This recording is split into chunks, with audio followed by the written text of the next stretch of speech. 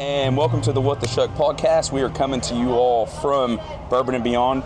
I'm joined by Miss Maggie Rose, who just had an absolutely incredible performance here at Bourbon and Beyond. Kind of walk us through what it's like to be able to play a stage that's so huge and kind of for a huge crowd like that.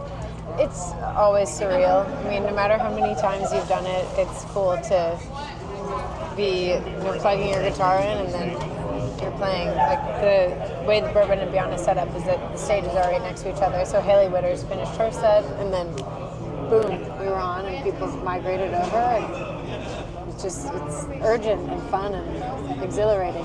So I saw your really groovy jacket you have on as soon as I got on there.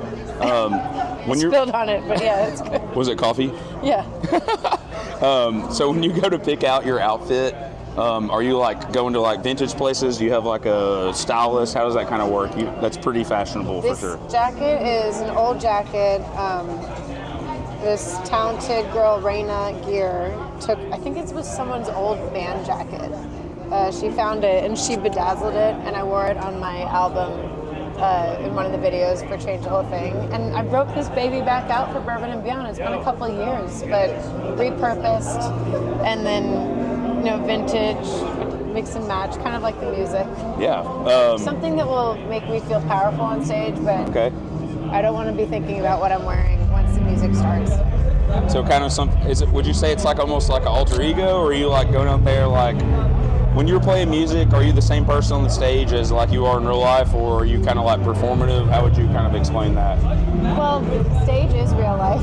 True. So I think that we're multitudes within us, and that's one of those. But there's definitely a ritual of putting on armor before you go on stage. I wouldn't just hang around my house and watch TV in this outfit. So you want to psych yourself up a little bit, and I also want to give the audience an experience. I came to play, so I want to dress the part. I feel that. Yeah. So you said you have a new album coming out during your set. Kind of fill us in a little bit on where people can expect to see that and when the date is for the release on that. I can almost tell you the date of the album release, but it will be next year. Okay. I played the title track of the record. That was the last song that we concluded the set with, and it's called No One Gets Out Alive, which on its own sounds kind of dark and heavy, but the album is really about hope, and I think if these last 4 years have taught us anything, it's that nothing's guaranteed. So that's what the song is about, and it's cool to just finally be able to give that music away, because this album has been mastered since January, and my label and I have been putting together the plan to release it, and it's finally upon us, so I'm excited. So you were telling me before this, you're from Maryland. Yes. So how did you get influenced by the music that you listen to today, being from Maryland, and what were some of the people that kind of led you to sound the way you do today and make Maggie Rose's music sound the way that it does, and life experiences obviously, but who were some of the people and influences for you? I think I grew up listening to a broad range of artists and songs, and my parents loved Sinatra and Mary Chapin Carpenter and Michael Jackson and the Stones and classic American music, but living in Nashville, I think my evolution's kind of mirrored how that town has grown so much. I started off in more mainstream country when I was a teenager, and I moved there and started realizing my capabilities as a soul singer, and there were things I was borrowing from that experience, but also just pushing the boundaries. Aretha Franklin and Otis Redding, Wilson Pickett, all those artists who I love are the ones who brought me to fame, studios and Muscle Shoals, to do the last record. So is Muscle Shoals, is that like a pretty big music town? No, well, do you know Britt Taylor B. Taylor by chance? That name sounds very familiar. She lives there and does music, and she has kind of like soul sister music too. So that might be how we've. Muscle Shoals is kind of geographically in the middle of Alabama, North Alabama, and it's famous for the fact that it attracted all these artists decades ago, back in the 60s. Rick Hall, who started the studio, had the Swampers playing there, and they played on Mustang Sally. Percy Sledge, When a Man Loves a Woman, was like the first song they recorded there, and it became a massive hit. So there's something in the water, and it just became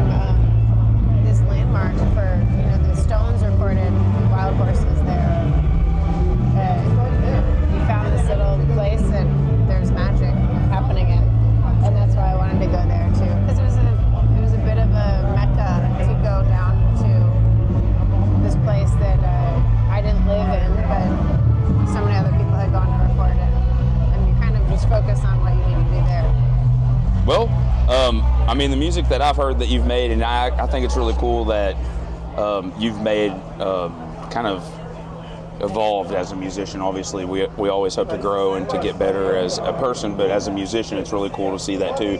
I know that through listening to your music, it is definitely evident between like your first album to like what the most recent one you released and then the stuff that you're playing now that you have grown, and it's really cool to see that you've grown comfortable with saying, hey, like, you know, I started off more mainstream country, now I'm making more soulful music, because that's the kind of stuff that I think personally I resonate with more. So I really liked that stuff that you were playing today and was like, I love this.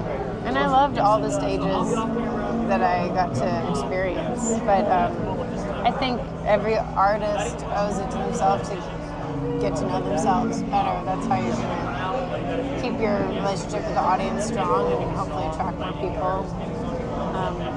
And that's what makes it exciting to continue. Keeps it fresh. Yeah. Well, I got 2 funny questions for you before we close out, or just thoughtful questions.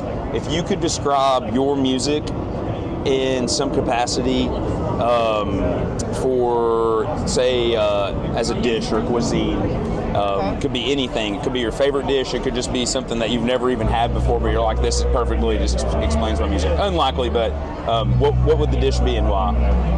I think it would be, I love the whole concept behind jambalaya is that it's a mix of all these different cultures, Spanish and French. You have Caribbean influence, and I'd like to say that my style of music is a jambalaya of sorts, where you have all the different genres. But I also just think jambalaya is delicious. I was going to say, do you like jambalaya? So let's just do that with a nice piece of crusty Italian bread. And, soak it all up. It's got to be spicy. It's got to be pretty spicy. I want andouille sausage in there. I want shrimp in there. Okra. I need it like New Orleans style. Cool. My last question for you, and also where can everybody find your music at? But the last question is, if you could play music with anybody, they could be alive today, they could be passed away, it could be a fictional character from your favorite book, anybody, who would it be and why? Oh my God, that's so hard. Abraham Lincoln.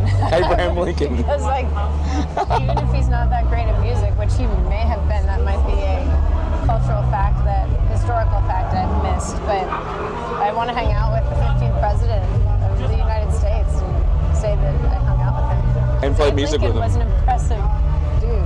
Just don't go to a theater with him. Yeah. No. But yeah, maybe a different show. Yeah. Take him to one of my shows. Yeah, that would be incredible.